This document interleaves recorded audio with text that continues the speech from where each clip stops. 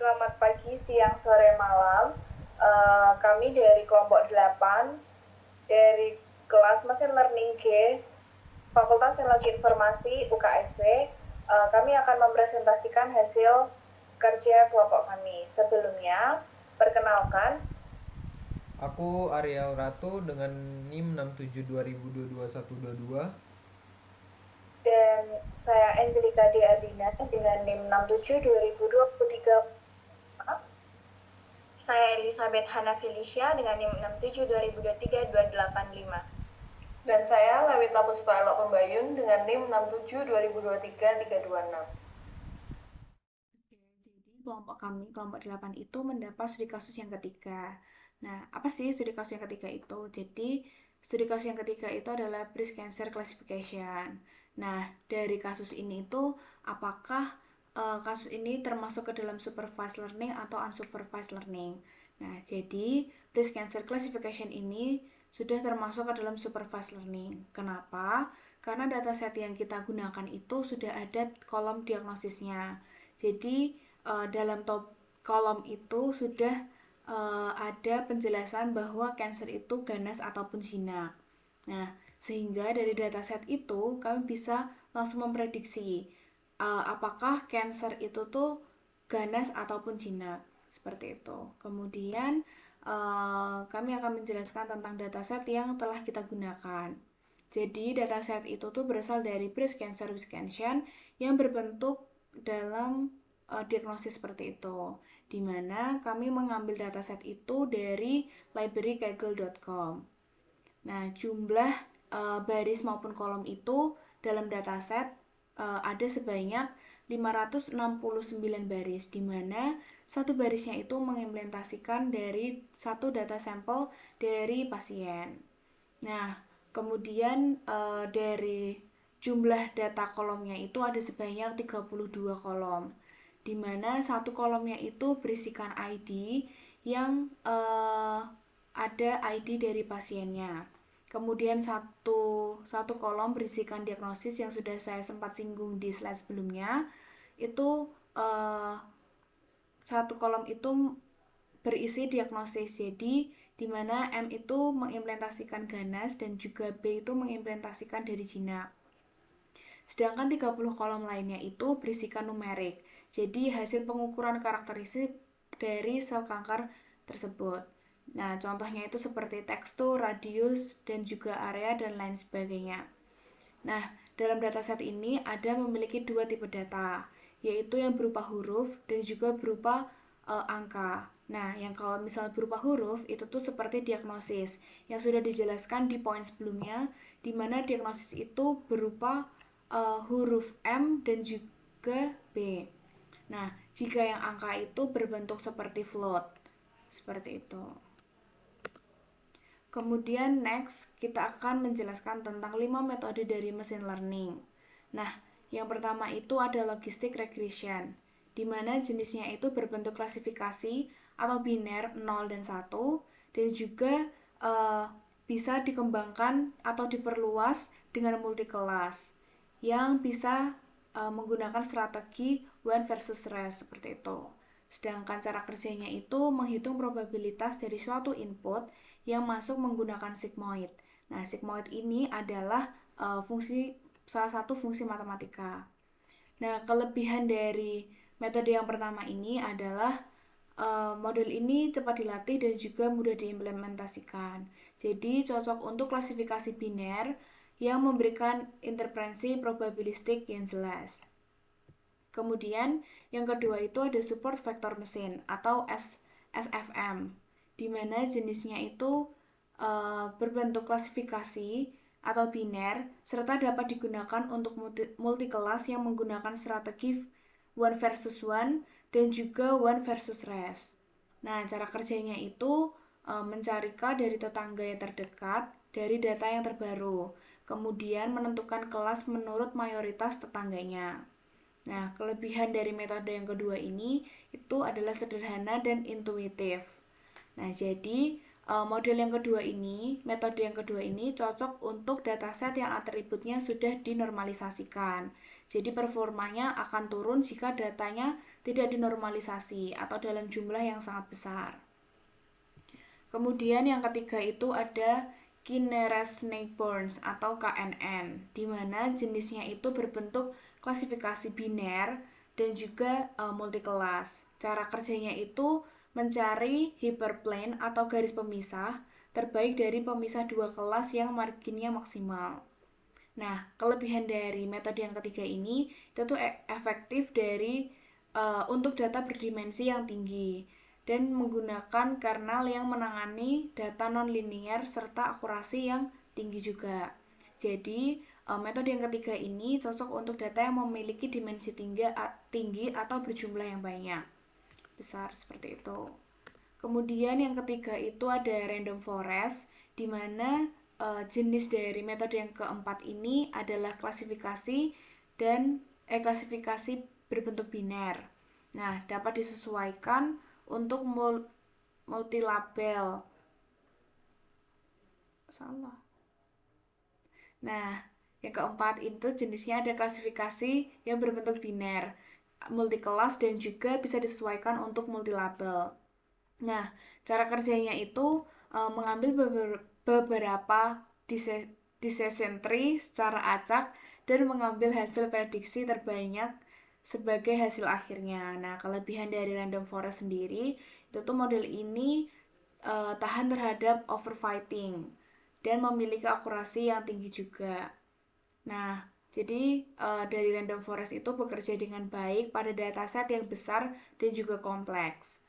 Nah, metode yang terakhir itu ada Naive Bayes, di mana jenisnya itu berbentuk klasifikasi biner 0 dan 1 juga, dan juga bisa multikelas, dan juga bisa diadaptasi ke dalam multilabel. Nah, cara kerjanya itu menggunakan teorema Bayes dengan mengasumsikan setiap fitur bersifat independen. Nah, kelebihan dari metode yang kelima itu tuh cepat, ringan, dan juga efektif untuk dataset yang besar dan memiliki banyak fiturnya. Jadi, Naive Bayes ini cocok untuk klasifikasi berbasis pada teks atau data kategori. Seperti itu. Nah, tadi kan kita sudah mendengarkan penjelasan dari coding yang udah dijelaskan dengan teman-teman saya.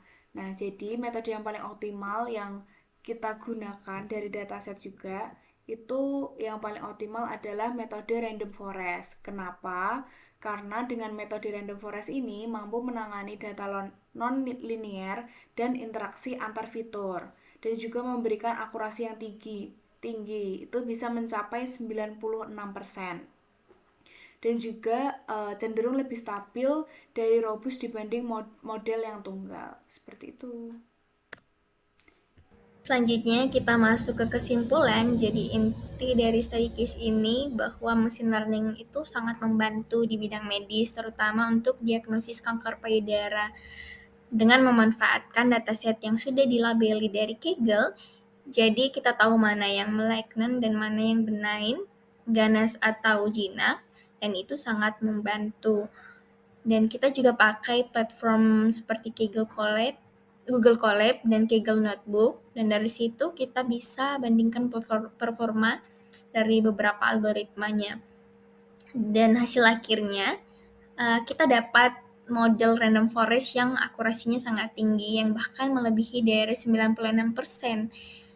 Ini menunjukkan bahwa teknologi machine learning bukan cuma keren, bagus di teori, tapi juga bisa dipakai langsung buat bantu dokter mendiagnosis lebih cepat dan tepat.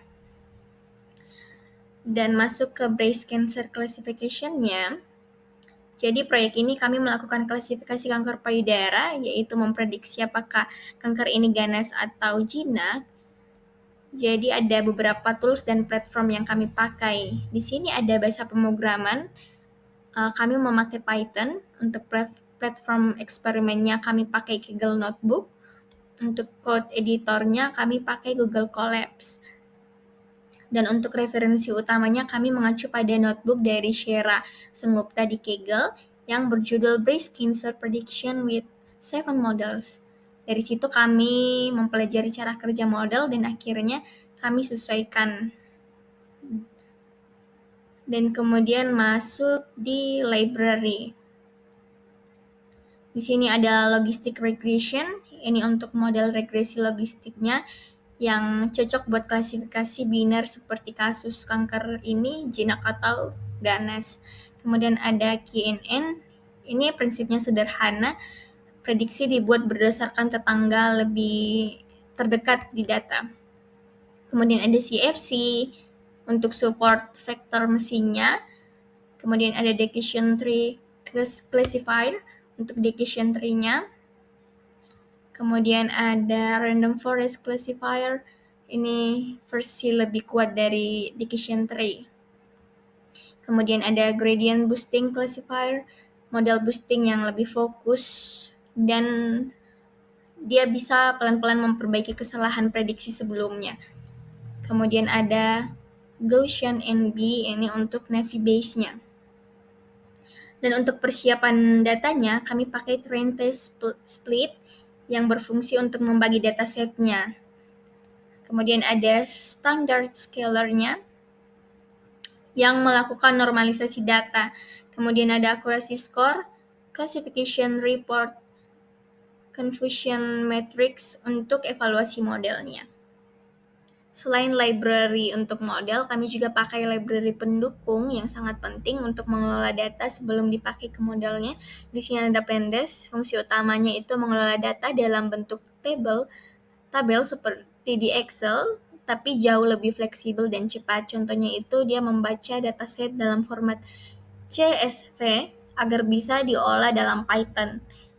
Yang kedua, dia dapat menampilkan ringkasan statistik seperti rata-rata dan nilai maksimum dari tiap kolomnya. Dan yang ketiga itu memilih kolom-kolom tertentu untuk dijadikan fitur X dan targetnya. Kemudian yang kedua itu ada NumPy. Fungsi utama dari NumPy ini adalah untuk berbagai operasi matematika dan perhitungan angka berbasis array. Jadi perannya dalam proyek ini yaitu dia mendukung manipulasi data numerik seperti transformasi dan perhitungan statistik dasar. Dan kemudian juga dia bekerja di balik layar untuk mempercepat perhitungan model machine learning. Yang ketiga, di sini ada Matplotlib, Seaborn. Selain library untuk model, kami juga pakai library pendukung. Ada pandas. Fungsi utamanya itu mengelola data dalam bentuk tabel seperti di Excel, tapi jauh lebih fleksibel dan cepat. Contohnya di sini ada 3. Yang pertama, membaca dataset dalam format CSV agar bisa diolah dalam Python. Yang kedua, menampilkan ringkasan statistik seperti rata-rata dan nilai maksimum dari tiap kolom. Yang ketiga itu memilih kolom-kolom tertentu untuk dijadikan fitur X dan targetnya. Yang kedua, di sini ada NumPy. Fungsi utamanya adalah digunakan untuk berbagai operasi matematika dan perhitungan angka berbasis array. Peran dia dalam proyek ini yaitu mendukung manipulasi data numerik seperti transformasi dan perhitungan statistik dasar. Yang kedua, bekerja di balik layar untuk mempercepat perhitungan model machine learning. Library yang ketiga kemudian yang ketiga ada Matplotlib dan Seaborn. Fungsi utamanya untuk membuat visualisasi agar data lebih mudah dipahami dan hasil evaluasinya lebih informatif. Oke, di sini saya akan mulai menjelaskan untuk codingannya. Yang pertama ini ada import-import. Itu tuh ada import NumPy, ini tuh untuk mengimport library dari NumPy untuk komputasi numerik dan manipulasi array. Lalu ada import Matplotlib, ini tuh untuk mengimport modul PyPilot dari Matplotlib untuk membuat visualisasi dari grafik-grafik yang nanti akan ditampilkan. Lalu ada import pandas. Import pandas sendiri itu untuk manipulasi dan analisis dari data-data yang ada. Lalu ada import SciPy. Ini tuh untuk mengimpor library dari SciPy sendiri untuk komputasi ilmiah dan teknik. Lalu yang terakhir ada import Seaborn. Import Seaborn ini sendiri digunakan untuk mengimport library dari Seaborn untuk visualisasi data yang lebih menarik. Lalu ada Matplotlib inline. Matplotlib inline sendiri ini tuh ditaruh di sini itu untuk menampilkan grafik dari Matplotlib langsung tanpa harus menambahkan fungsi show. Lalu di sini ada dataset pdread.csv yang di sini ini sendiri itu digunakan untuk membaca file CSV yang sudah diupload di sini. Lalu untuk yang ini itu untuk menampilkan data, namun kecuali untuk kolom pertama dan kolom terakhir, dan disimpan dalam variabel df. Lalu selanjutnya ini ada df shape. Df shape sendiri itu tuh untuk mengembalikan dimensi data frame df dalam bentuk tuple atau jumlah baris. Lalu ada df size. Df size ini tuh mengembalikan total jumlah elemen dari data frame. Lalu untuk df info itu tuh untuk menampilkan informasi ringkas tentang data frame, termasuk jumlah not null, tipe data setiap kolom, dan penggunaan memorinya. Lalu ini di sini ada df kolom. Df kolom sendiri itu untuk mengembalikan daftar nama kolom yang terdapat dalam data frame. Lalu ada df describe. Ini tuh untuk menghasilkan statistik deskriptif untuk kolom numerik dalam data frame. Ini contohnya kayak min, median, standar deviasi, dan lain-lainnya. Lalu ini di sini ada df is null. Ini tuh untuk menghitung dan mengembalikan jumlah nilai kosong di setiap kolom dalam data frame. Lalu ada yang terakhir ada df duplicate. Ini untuk menghitung dan mengembalikan jumlah baris duplikat dalam data frame. Oke, lanjut buat penjelasan codingan. Yang pertama itu import sama dataset itu udah dijelasin sama Elo. Berikutnya aku bakal lanjutin ngejelasin line berikutnya. Lanjut df duplicate itu untuk menghitung dan mengembalikan jumlah baris duplikat dalam data frame.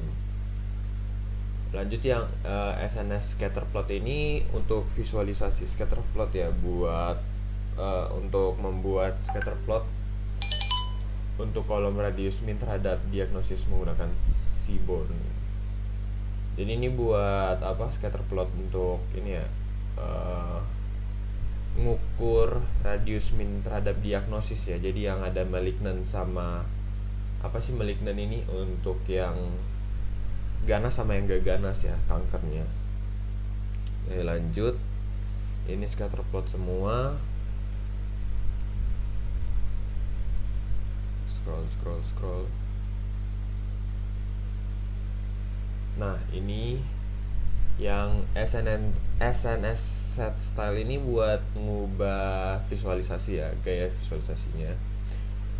Terus yang count plot ini itu buat visualisasi ini ya, apa count plot itu untuk apa sih, buat kolom diagnosis untuk jumlah setiap kategori yang untuk jumlah setiap kategori diagnosis dengan warna, dengan palet warna ya, seperti itu. Ya ini passing palette with assigning hue. Ini yang ada malignant sama apalah ini yang gak ganas lah pokoknya. Lanjut yang df group by ini itu untuk mengelompokkan data frame berdasarkan diagnosis dan menghasilkan histogram untuk setiap kelompoknya. Lanjut xdf.ilog ini untuk mengambil semua kolom kecuali kolom pertama atau target untuk digunakan sebagai fitur. Yang kedua ini mengambil kolom pertama target untuk digunakan sebagai label. Oke, Selanjutnya untuk penjelasan metode akan dilanjutkan oleh Mbak. Oke, selanjutnya saya akan menjelaskan mengenai fitur scaling. Fitur scaling ini sendiri itu digunakan untuk menstandarisasi fitur dengan mengubah data sehingga memiliki min 0 dan defisiensi standarnya 1.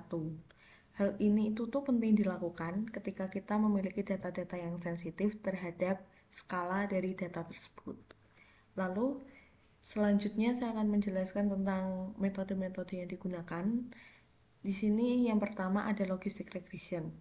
Itu untuk di bagian ini itu tuh merupakan untuk melatih model dengan data pelatihannya. Lalu di sini itu ada YPRED dan sebagainya, itu tuh untuk menghasilkan prediksi untuk data pengujiannya. Nah di sini itu tuh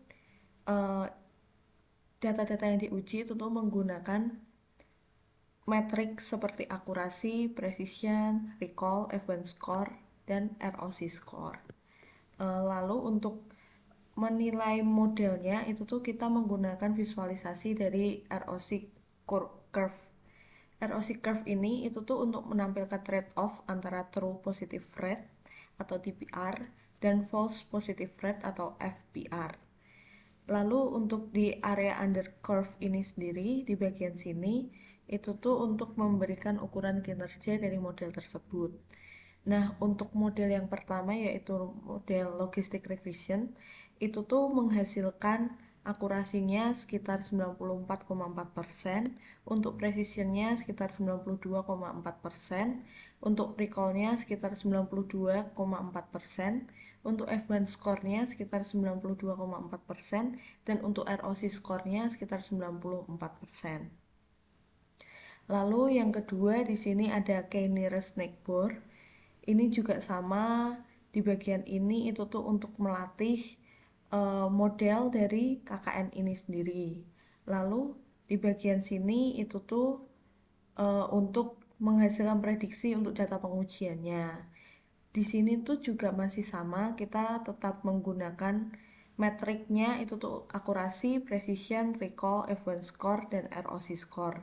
Dan untuk visualisasinya masih menggunakan ROC curve. Untuk hasil dari k-nearest neighbor ini sendiri, akurasinya itu sekitar 95,1%, untuk precisionnya itu 1, untuk recallnya itu sekitar 86,7%, untuk event score-nya itu sekitar 92,9%, dan untuk ROC score-nya sekitar 93,3%. Lalu untuk model yang ketiga ini ada support vector machine atau SVC. Ini di sini ini juga masih sama, ini untuk melatih model dari SVC itu sendiri. Lalu yang dari sini itu untuk menghasilkan prediksi untuk data dari pengujiannya. Kita masih sama menggunakan metrik akurasi, precision, recall, event score, dan ROC score. Dan untuk visualisasinya di sini itu masih menggunakan ROC curve.